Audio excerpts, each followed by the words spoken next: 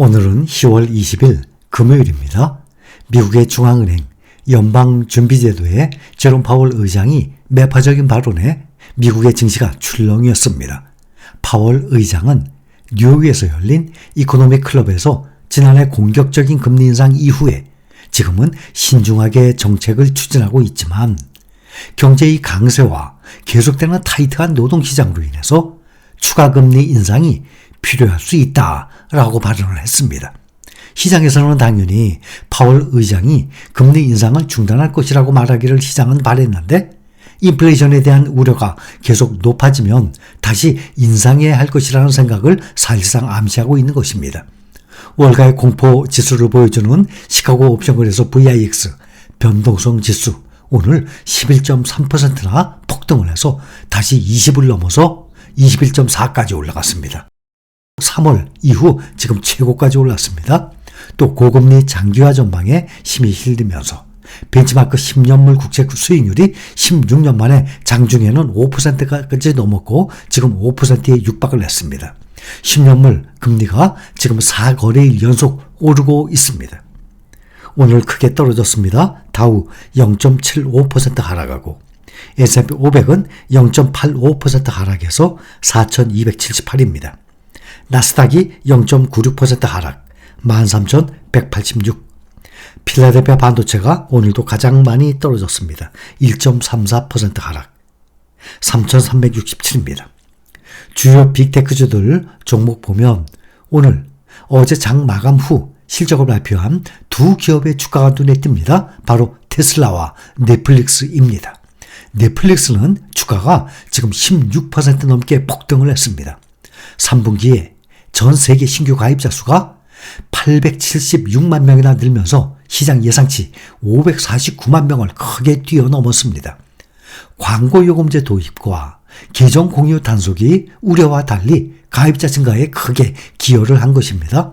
가입자 수 기준 세계 1위 스트리밍 업체입니다. 넷플릭스는 3분기 신규 사용자가 900만 명 가까이 올랐고 미국, 영국, 프랑스에서 일부 요금제의 가격을 인상한다고까지 밝혔습니다. 모건 스탠리와 JP모건 등이 일제히 넷플릭스의 목표 주가를 상향을 하면서 비중 확대 의견을 냈습니다. 그때 반대로 미국의 전기차 대장주 테슬라가 실적 부진으로 지금 10% 가까이 오늘 폭락을 했습니다. 테슬라는 전 거래일보다 9.3% 급락을 했어요. $220입니다. 지금 2개월 내에 최저치예요. 테슬라는 어제 장마감 직후 실적 발표에서 지난 3분기 주당 순이익이 66센트라고 밝혔습니다.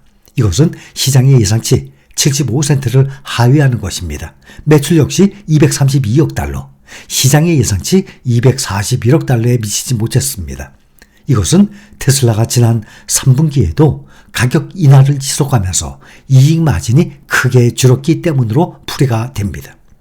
또 일론 머스크는 내년 전망도 어둡다고 말을 했습니다.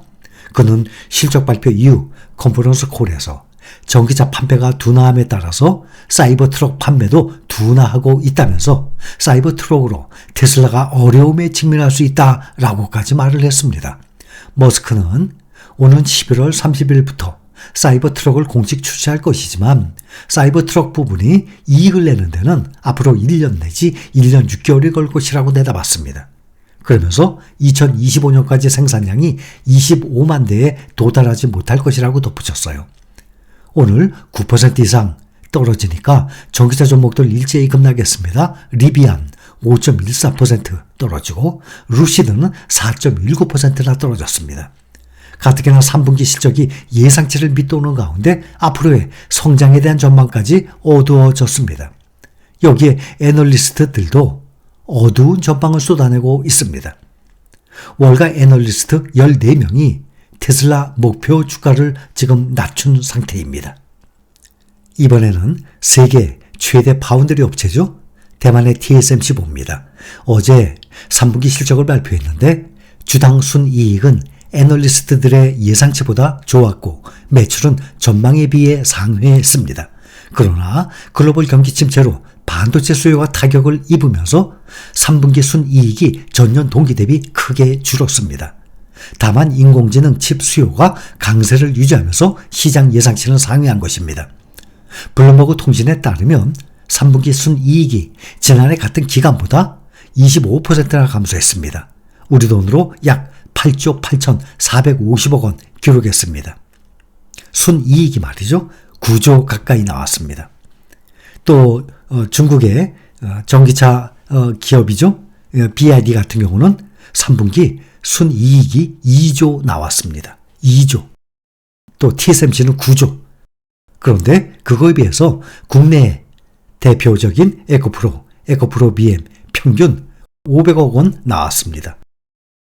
그러면 2조와 500억 원이면 4배가 아니라 40배의 차이가 납니다.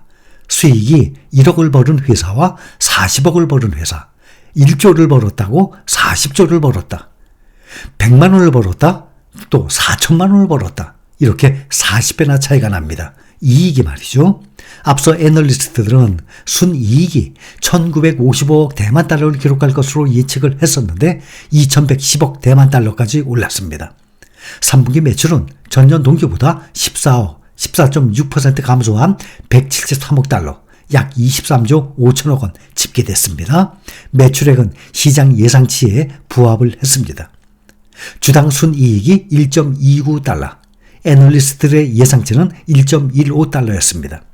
블룸버그는 AI용 반도체에 대한 수요가 여전히 견고한 모습을 보이면서 TSMC가 예상보다 나은 실적을 발표했다고 평가했습니다. TSMC는 엔비디아 AI 반도체의 주요 공급사입니다. TSMC 주가는 지난해 27%나 하락을 했었습니다. 현재 시가총액이 약 570조, 삼성전자는 약 415조회입니다. 또 그 전날 수요일날 그저께 네덜란드 반도체 장비 기업 ASML이 실적을 발표했습니다. 3분기 주문량이 전년 동기보다 크게 줄었다고 밝혔습니다. 3분기에 EPS가 주당 순이익이 4.81달러, 매출은 66억 7천만 달러입니다. 시장 예상치 4.99달러에 미달을 하고 매출도 73억 1천만 달러에 모두 미달했습니다. 올해 들어서 TSMC는 주가가 26% 상승 중이고 ASML은 의외로 7%밖에 오르지 못하고 있습니다. 미국의 노동시장 과열 양상을 파악할 수 있는 신규 실업수당 청구 건수 9개월 만에 가장 낮은 수준으로 떨어졌습니다. 미국 노동부에 따르면 이달 8일부터 14일 신규 실업수당 청구 건수가 19만 8천 건으로 직전 주보다 1만 3천 건 줄었습니다. 올해 1월 21일 주간 19만 4천 건 이후 9개월 만에 가장 낮은 수치입니다. 앞서서 월스트리트저널은 집계한 전망치가 21만 건인데 여기에 미치지 못했습니다.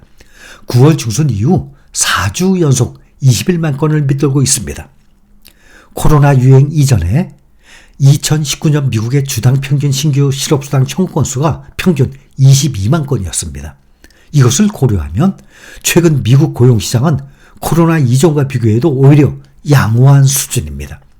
이처럼 신규 실업수당 청구가 낮은 수준에 머무는 것은 실직자 수가 매우 적다는 것을 보여주는 것입니다. 또 경제가 그만큼 안정적인 것이라는 것을 시사하는 것입니다. 통상적으로 경기 침체가 다가오게 되면 실업수당 청구 건수는 보통 30만 건 이상을 넘어섭니다. 지금 20만 건도 안 됩니다. 신규 실업수당 청구 건수는 금융, 기술 분야 기업들이 고용을 줄이면서 올해 증가 추세여다가 7월 이후 다시 하락세를 보이고 있습니다. 실업수당 청구 건수는 노동시장 과열과 인플레이션 양상을 파악하기 위해서 미국의 연방준비제도가 주시하고 있는 지표입니다. 미국의 노동시장이 고금리 상황에도 여전히 뜨거운 것으로 나타나면서 미국 연방준비제도 이 긴축 기조 유지에 힘이 실릴 전망입니다.